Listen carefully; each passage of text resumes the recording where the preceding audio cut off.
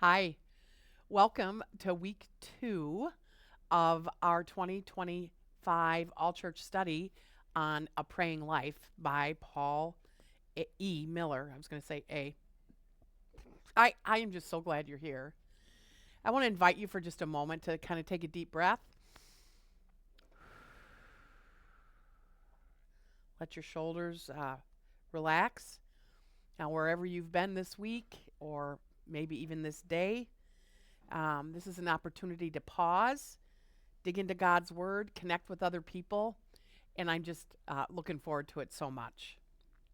This is the first week we've invited you to read before coming and read part 1, which is called Learning to Pray Like a Child. So some of you have had a chance to do that and consider these ideas. These 6 short chapters in part 1 lay out in a beautiful way how crucial it is to a praying life that we learn to pray like a child. It is no coincidence that this is part 1, since praying like a child is a great place to start. Jesus told his followers, and that's us too, to become like a little child. It's funny to me that we fight this, and at the same time, we act like little children. We know we don't need to clean up our act to become Christian, but when it comes to praying, we forget that. I'd like to focus on 2 ideas from this section of the book that have really stuck with me since the first time I read it. First is the encouragement to come messy. I love that phrase. Look with me, if you'd like, or just listen to Matthew 11:28. These words are from Jesus. He says, "Come to me, all who are labor and heavy laden, all who labor and are heavy laden, and I will give you rest. Take my yoke upon you and learn from me, for I am gentle and lowly in heart, and you will find rest for your souls. For my yoke is easy and my burden is light." Did you catch it? The criteria for coming to Jesus is weariness. That's what Paul Miller says on page 19. Let me read it to you.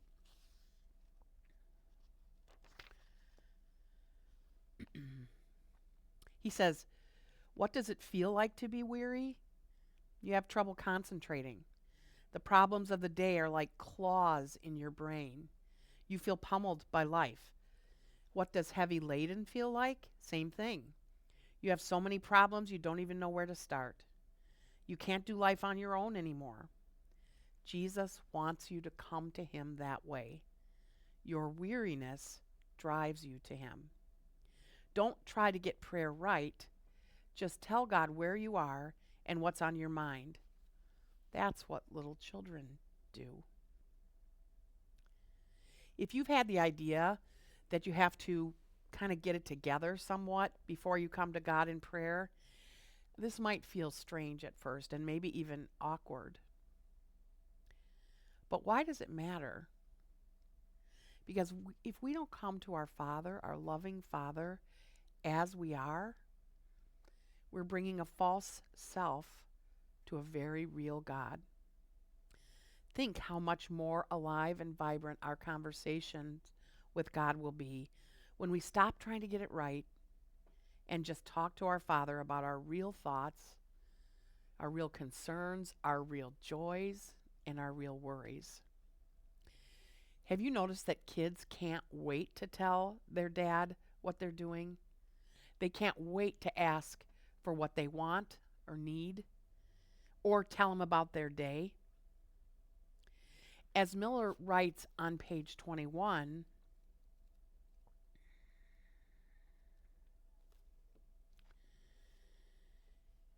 second paragraph from the bottom, the kingdom comes when Jesus becomes king of your life. But it has to be your life. You can't create a kingdom that doesn't exist where you try to be better than you really are. Jesus calls that hypocrisy, putting on a mask to cover up who you really are. That leads me to the second idea in this part 1 that I hope to explore. This is the idea that we need to learn to be helpless. I might say it this way: I actually am helpless. Learning to accept and embrace my helplessness is really going to help my praying life. Jesus said in John 15:5, and this verse always catches me. He says, apart from me, you can do nothing. Nothing. Does he really mean that? I mean, isn't there a little part of it that's my responsibility? Isn't there something I can do without Jesus' help? But that is not what he says. Apart from me, Jesus says, you can do nothing. It's hard for us to hear. Miller writes on page 43, which I just think is so cool. He takes just a paragraph, second full paragraph there, and he talks about what God's word does in the book of John. John is one of the Gospels. That means one of the stories of Jesus' life and ministry. And he points out this. He says, throughout the book of John, we see people coming to Jesus because of their helplessness. A Samaritan woman who has no water. That's in John 4. Later in that same chapter, the official's son has no health. In John 5, the crippled man by the pool of Bethesda has no help to get into the water. The crowd has no bread in John 6. The blind man has no sight in John 9. And finally, Lazarus has no life. That's John 11. These people came to Jesus out of their helplessness, out of their need. Bottom line, friends, we know we need to grow in our faith and mature in our walk with God, but somehow, somewhere, we got the idea that as we mature, we kind of need God less. The actual truth is that as we grow in our faith, we will see our need for God more. My inability, your inability, opens the door for God's grace.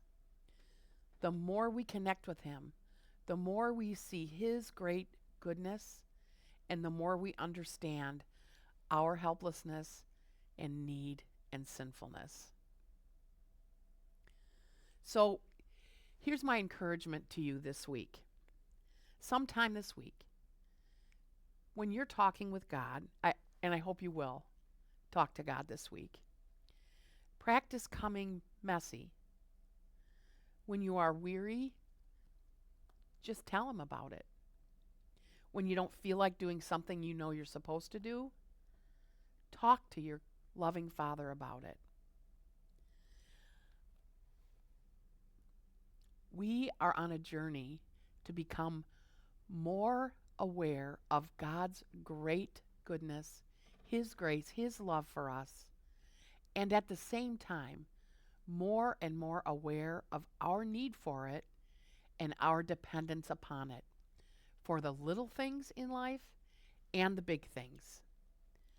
I think what's going to happen is when you come messy, you will receive God's promised grace. That's how He operates. He's so good.